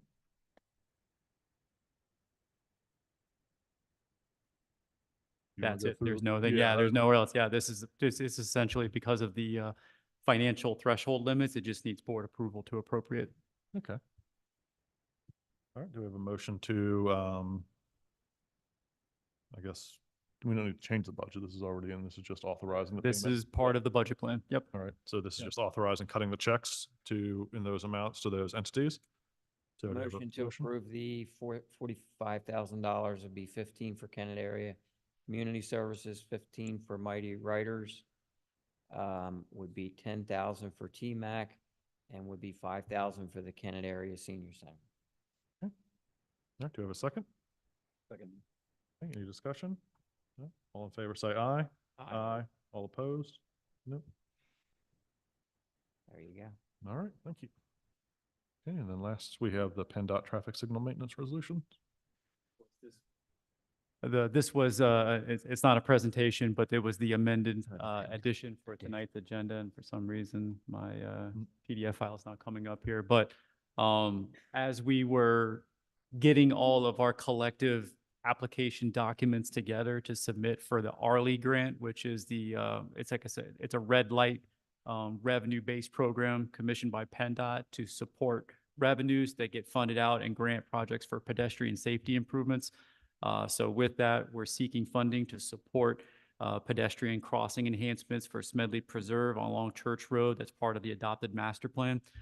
This is one where we have kind of some identified scope of work proposal that was part of the master plan. And in order to get grant funding to support that, it's a non-match grant. This was a requirement. You know, they looked at our kind of eligibility and our criteria, and they said eligible project good, criteria not in alignment because we didn't have a formally adopted resolution to subject to term to their agreement provisions about having a transportation, or excuse me, a traffic signal maintenance agreement. So it's kind of a compliance measure. To my understanding, that there are actual added benefits to this. There are for future funding as well. It's kind of like a funding no-go, if you will, from PennDOT. So this will help us kind of easily seek future PennDOT grants as well. So any questions about it? But this is more formulaic. It's no additional cost. It's just kind of an administrative item to correct. So you want to approve it too? This is more of a motion if you want to approve it to adopt resolution 24-010, I say -010, adopting to approve the resolution, which states, Anything was we it add actually the will be language of the in resolution? PennDOT's. The resolution really just authorizes Chris to sign everything. Yep. So that's, Correct. so it's a motion to authorize the township manager to, they won't process it unless there's a resolution attached that authorizes him. I'll make a motion to adopt resolution 24-010. And this is in regards to the PennDOT discussion. Any other discussion? Nope. All in favor, say aye. Aye. All opposed, say nay. Nope. All right. Then we have managers' reports.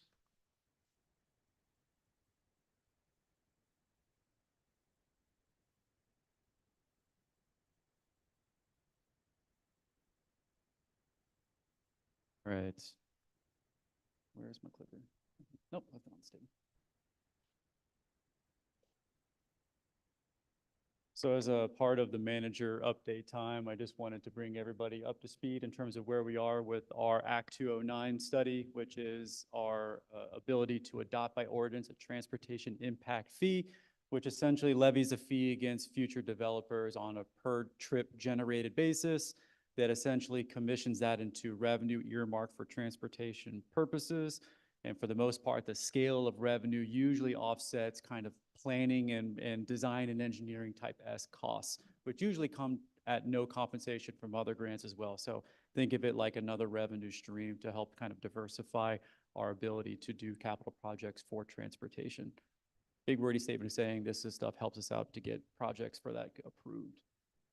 So where we are right now, this is a part of a kind of long process that we started back at the end of last year in terms of seeking proposals, approving them, creating the TIFAC, which is the Transportation Impact Fee Advisory Committee. They still need to change that. I actually talked to the folks from Bowman. They said that, you know, they don't have a word in that one, but so I just call them the committee, and I'll say that for now.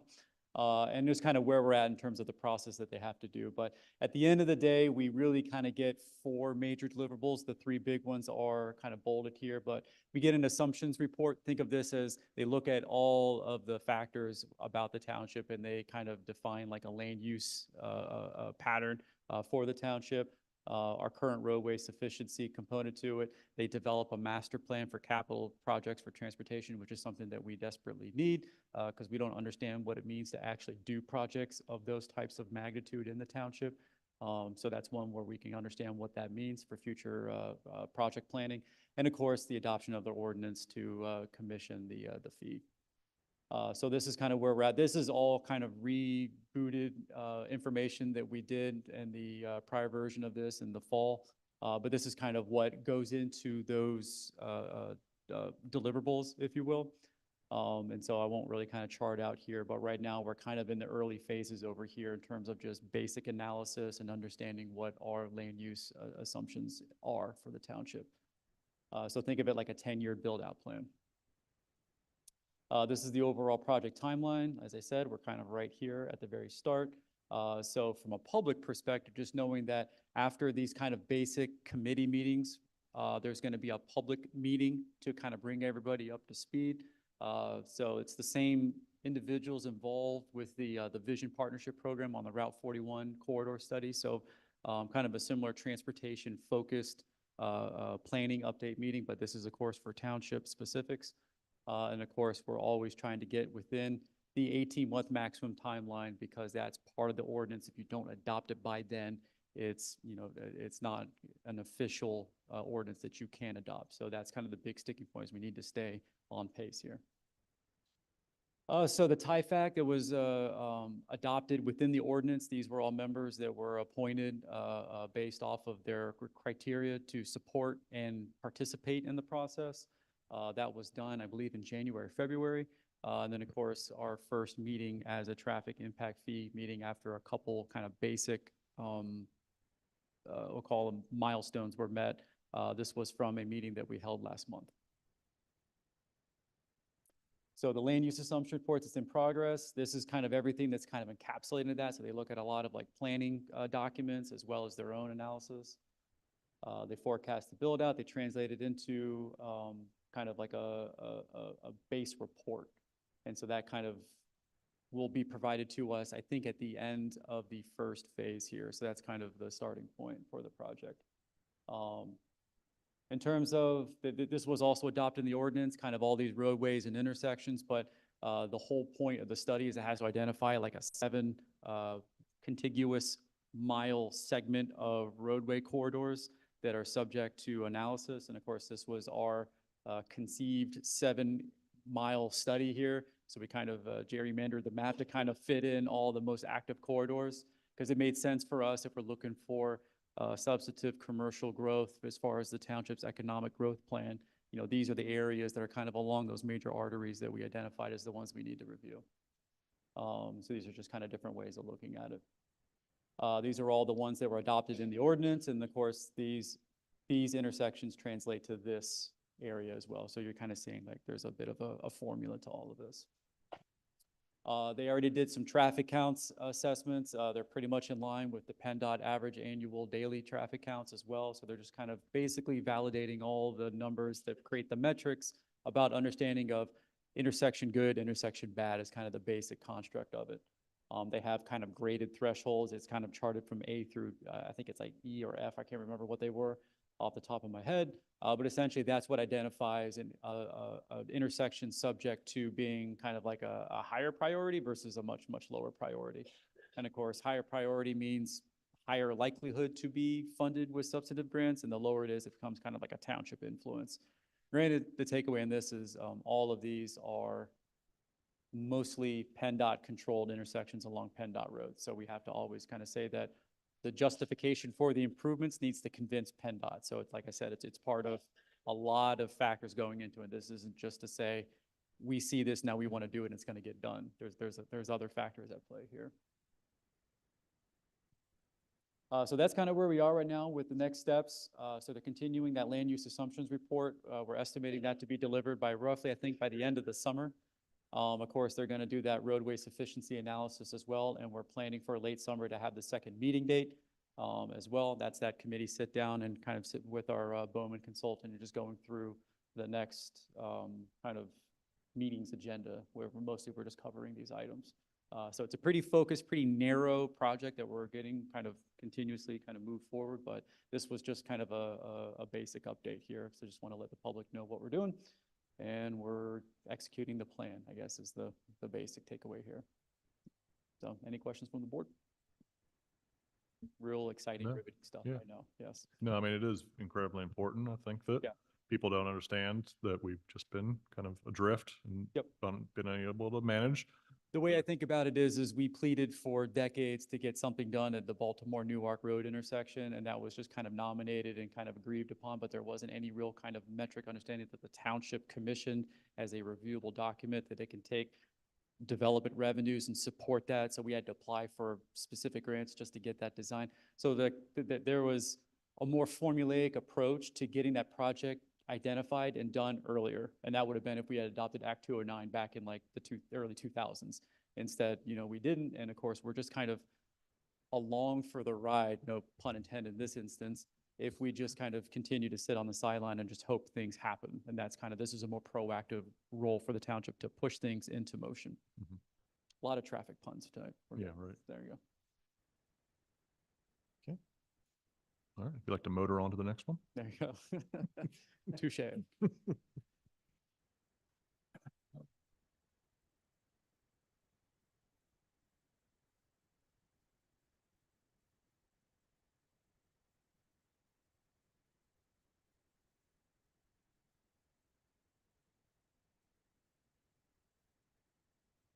Still screen sharing here. So I also wanted to provide tonight a brief update on where we're at with the Smedley Preserve, which of course was adopted as an official master plan document, I think 2 months ago. And just kind of providing an update of where we're at and what the kind of plan strategy is moving forward, because we're finding out more understanding about scoped costs and of course what that means for our grant strategy as well as estimated future funding levels. Sans grant success, kind of bringing that kind of base cost down is what our goal is. So kind of getting everybody back up to speed, on March 18th is when we adopted that master plan. And of course, the whole scope and point of doing Smedley master plan for the Smedley Preserve revitalization and park implementation is to restore the site. That's kind of the big context word, to restore the site to a more naturalized condition. And of course, that's in alignment with our township goals as a part of our 2018 comp plan, which is commitment to open space, land conservation, greenways and trails, and outdoor recreation. That's kind of been a sizable part of the influence in our planning documents in New Garden Township. So of course, this is a part of that plan. And so after all of the master plan components were kind of lumped in with the full cost component added to it, it came out to roughly $6 million, 4.564 there to be precise. And of course, that is a sum of a lot of other kind of phased project elements to it as well. So hopefully this can kind of break down kind of the components of it a little bit more so people can kind of understand what is and what isn't. So the entire cost of the design and engineering, so this number is kind of based off of all of these elements. And so regardless of what we do, if we keep it at roughly 4.5 at this work, this is kind of a non-reimbursable cost. That's like a design and engineering investment cost that we have to get all of the reviews, all the plans, everything kind of permit, all that goes into this. That's kind of just baked into a base price, if you will. And so we split it after that into 2 bodies of work. One is about public access, getting people better able to get to the site, park, kind of all the signage, all the hard infrastructure, all that kind of path improvements, everything you want to call it. And then of course, the other side of the project is about site restoration. It's a big park, it's roughly 6 acres. And then in that, actually I think it's more than that. That's a lot of trees, it's a lot of meadow, it's a lot of coverage area. So of course that kind of creates a site restoration body of work as well. So the way I think about it is kind of like an immediate public access and safety component that we're going to immediately address and attack first. And this is going to be more kind of an overtime seeking kind of partnerships and programs that can kind of cover a lot of that cost for the township. So when I would kind of review this, I would say we should be more interested, not to say it's not a priority for the site restoration, but hyper interested in just getting basic access there first as kind of strategy number 1, and then phase 1 for the strategy, and then phase 2 would be the site restoration. But we can do both in concert with each other. It's not an either or. So with that, you can see it's kind of a phase 1, 2, and 3, mostly doing kind of all the basic constructs of public improvements. And then of course, as we want to phase in parking, amenities, stuff like that into the park, we can fold those in over time. But you can kind of see where those kind of bodies of work all go into. Like we would do trail paving and resurfacing first. It has an existing trail, doesn't need improvements, but the entirety of the cost is roughly about $880,000. So if you don't familiar with the master plan, you can see that it's kind of chunked into these phased areas. The red hatched area is that MS4 project that's being conducted by RES, which is the engineering team identified by PennDOT to implement our MS4 program on behalf of that PennDOT funded program. So that's kind of not at cost to us.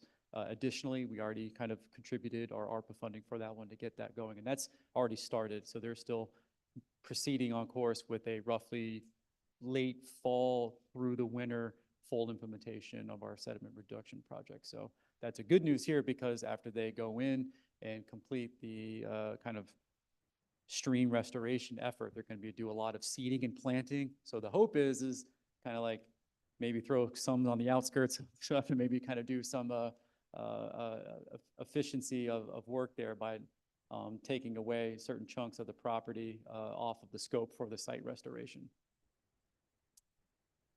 So initially, like I said, the township is focused on public access improvements. So we're layering as many grants that have significantly lower cost matches for the township. We're kind of funneling our energy into those first.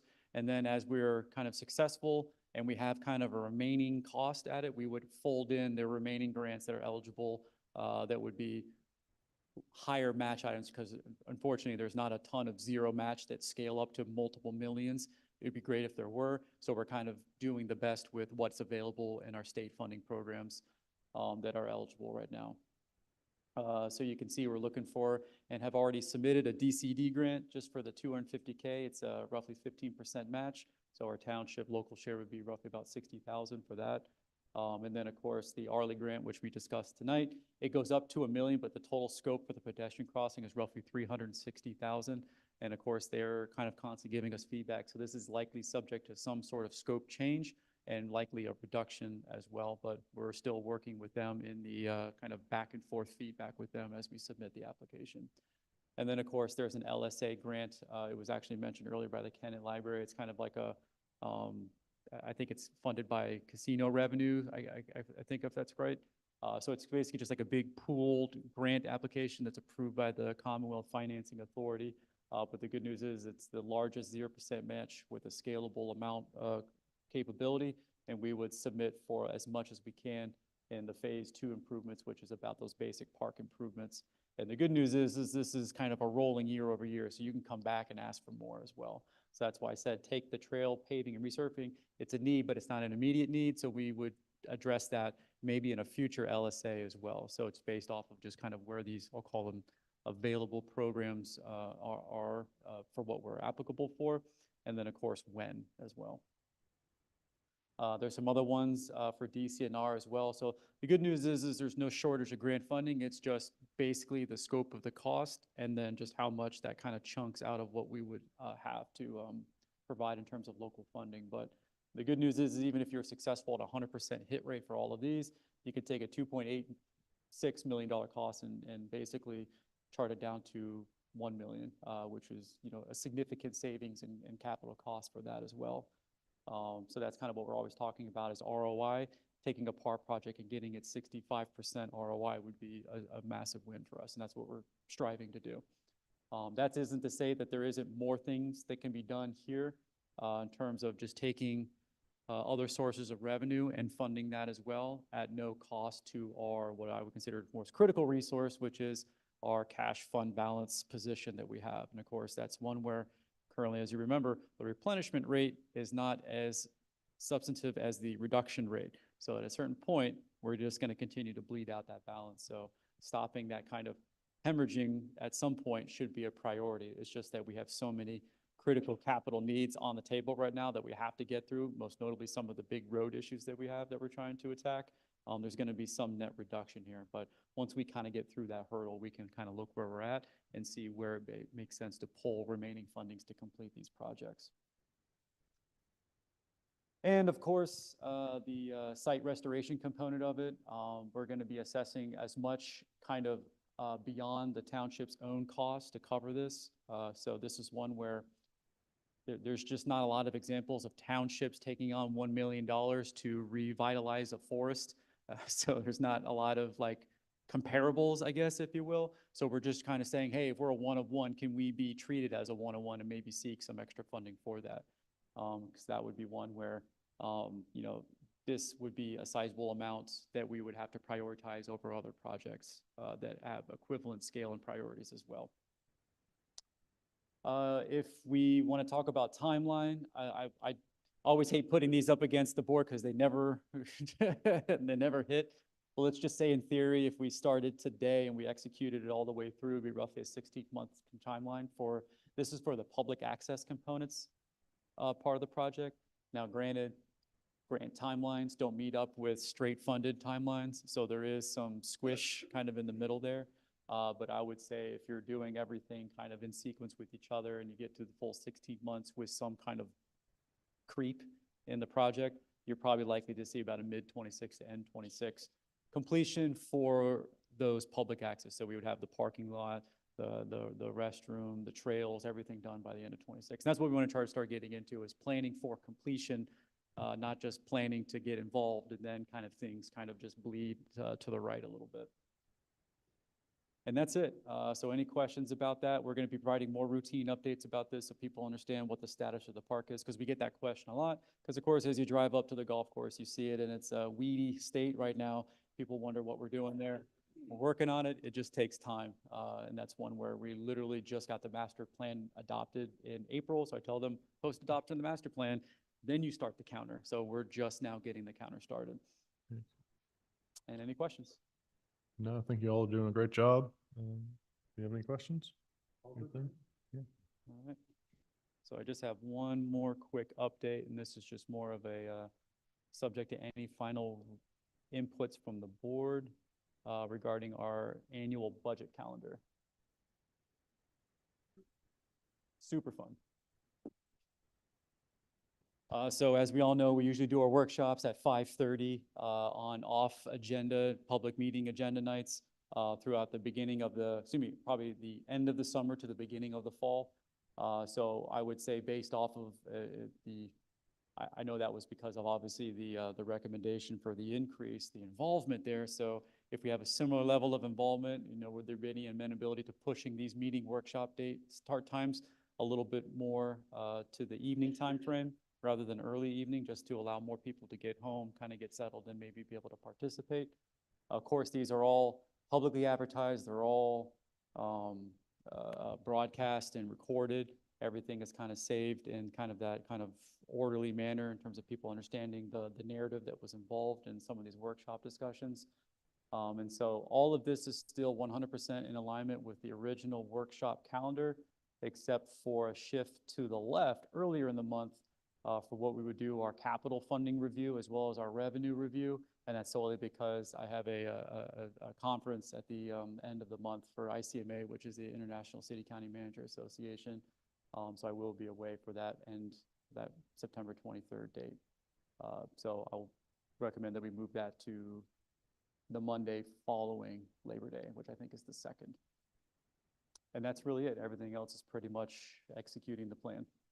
So we don't have to decide on this now, but any inputs about the tentative plan here? And of course, like I said, we'll get this put on our website calendar, and when it comes closer, we'll provide updates about when it's going to happen and where.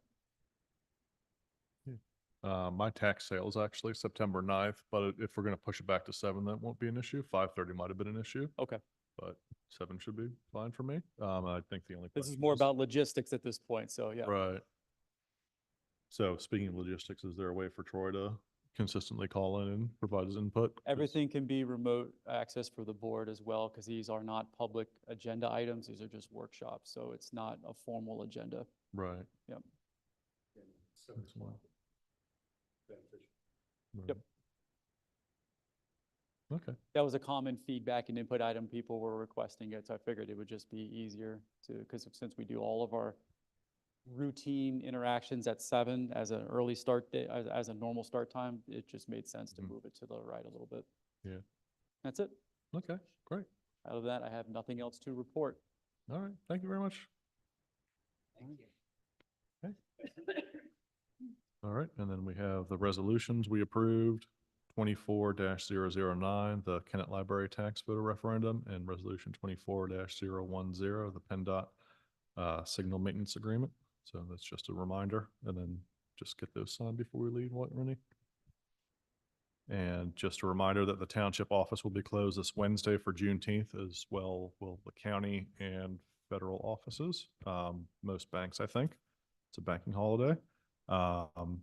And speaking of the Kennett Library, they will be having programming on Saturday, along with the Kennett Heritage Center at 11 a.m., I believe. So looking forward to seeing that. And we have our Rhythm and Brews is continuing on the 25th of June. And we have the Planning Commission meeting on the 26th. So Do we have a motion to adjourn? So moved.